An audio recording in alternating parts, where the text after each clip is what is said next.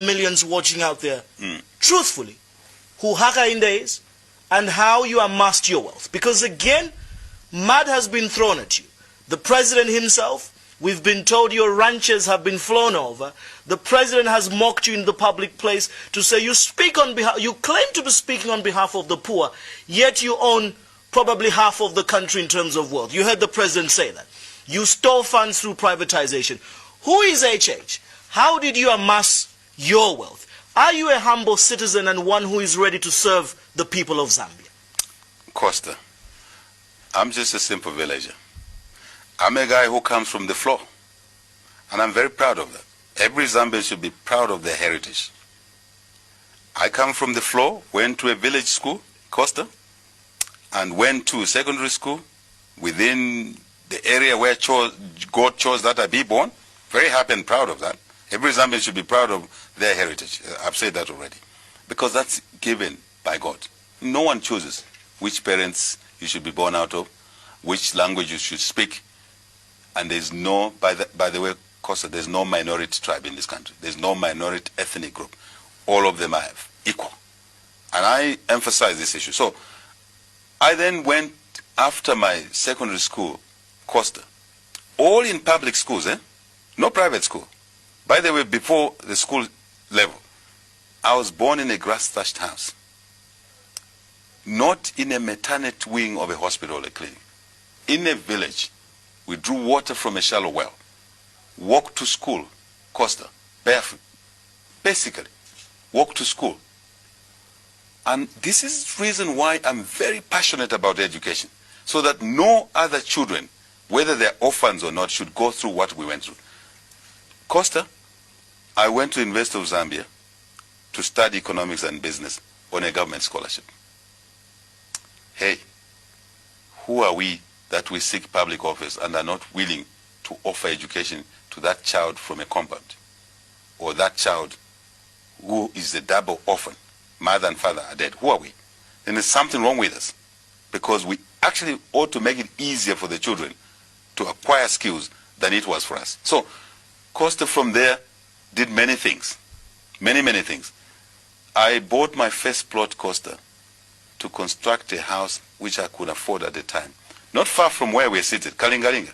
You know where Kalingalinga is. Very near your studio here. My second salary, I bought a plot.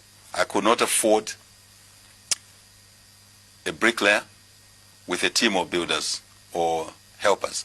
I was, in Zambia we call it Daka boy. I was the one pushing the wheelbarrow. Built our first house. Couldn't complete it, sold it at a profit, bought another plot, built, couldn't complete it, Costa.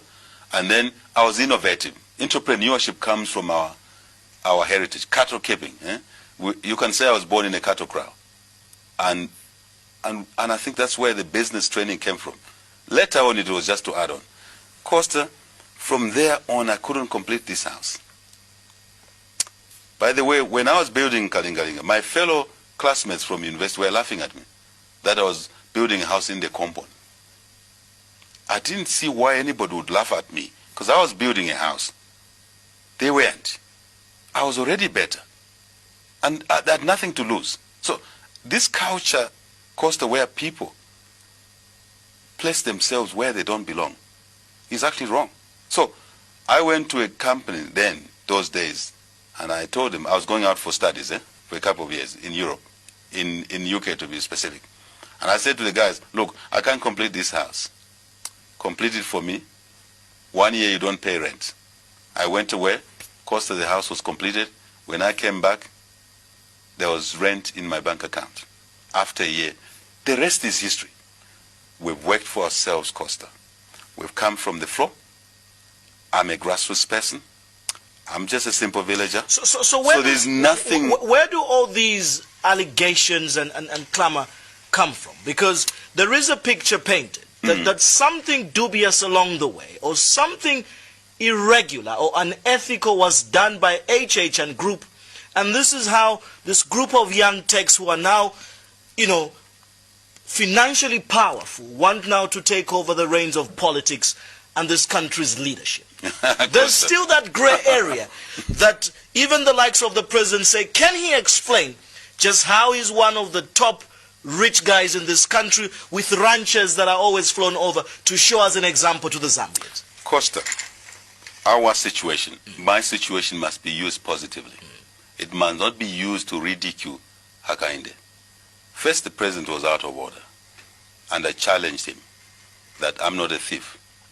I have no thieving mind in my blood, or thread or iota of a thieving culture in my blood. I challenged the president. I said, Mr. President, if you have a thieving culture, I don't have. And you know this president we're talking about. If I had stolen anything, you know, the other time he said I stole cattle, and I simply said to him, Mr. President, cattle are not like rats. Cattle have owners, right? Human beings who own them. If you steal cattle, you get arrested.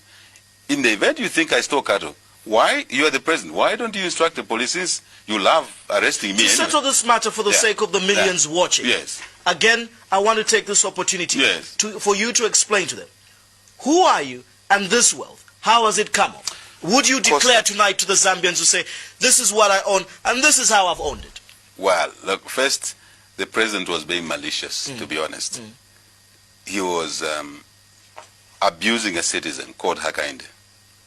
And he got away with it, because the only response he got was, Mr. President, if you think I stole anything, hey, get me into court or detain me. After all, I'm used to being detained by him on flimsy charges. He didn't detain me on that. I can assure you, if I had stolen anything, Costa, I wouldn't be talking to you tonight in this studio. I'll be languishing in cells. Cells which have no water, as he has thrown me in cells several times, without electricity, without food, with fecal matter. But that's a by the way issue. This is the stench in African politics we want to get rid of. To use the president to demean citizens who actually should be used as good examples to motivate the young people. This is what we would like to do, to take out this vindictiveness, to draw the line, to say this is not how you run a country when you are given an opportunity to do that. You should actually try and manage the country differently.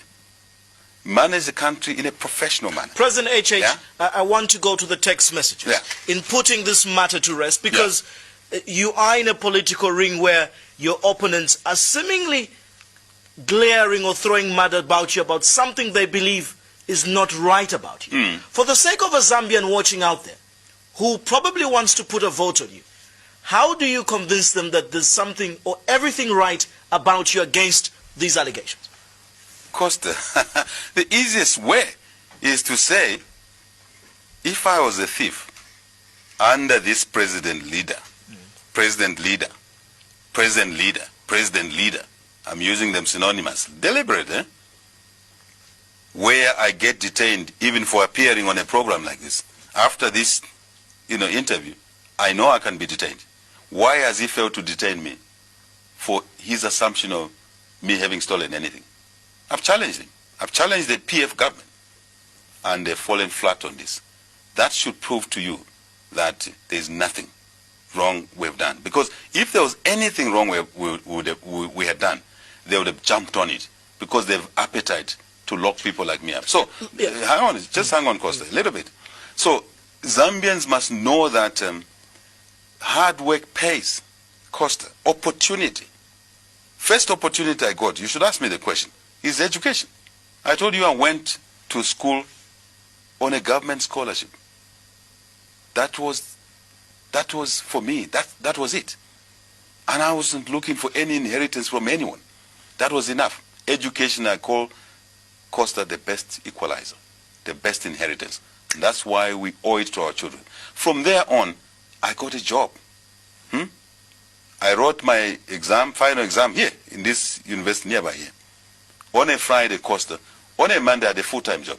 Opportunity, which is not available to our youth today under the PF leadership. Even if they were promised more jobs, there are no jobs. Absolutely none. I'm talking of real jobs. I'm not talking of pushing wheelbarrow to move garbage at a street corner, which PF defines. Lots of people have criticized the privatization process in this country, especially the mine. It's also from there that we are told you were involved as valuator within the valuation of some of these mines. What is your take? Do you feel that you are part to blame in the bad decisions and obviously the raw deals that this country got out of privatization of the mines. People now have stood on mountains and blown trumpets regarding KCM cells, Luansha copper mines and others. Do you feel part to the blame? Costa, how can one blame Hakainde? I've never been in government. The privatization program was a MMD government program. How can Hakainde be responsible for a government program when he's outside government? How powerful is this fellow called HH that he could be basically dictating a government program from outside? He doesn't work with like that, especially under the African leaders we've seen in the past, who actually are excessively greedy. And that's what we want to heal when we get into office. And believe me, we will do it. There was no way that one can say Hakainde is responsible for the privatization program in this country. It was the MMD government. Who was in the MMD government, Costa? Have you ever asked that question? The ministers in the MMD government, the cabinet of the MMD that decided on the privatization program, included just a few examples. Mr. Michael Sata, who was the minister without portfolio in the MMD government. He's the one who decided on the privatization program. Next, then Minister of Agriculture. Who is it? Dr. Guy Scott, who is today the Vice President of Zambia. He was in that cabinet. What was your role, despite not being part of government? Hang on, my friend. Let's use today's platform to clear issues that are used to ridicule Hakainde because of pettiness. And you're being given a chance on this platform. Exactly.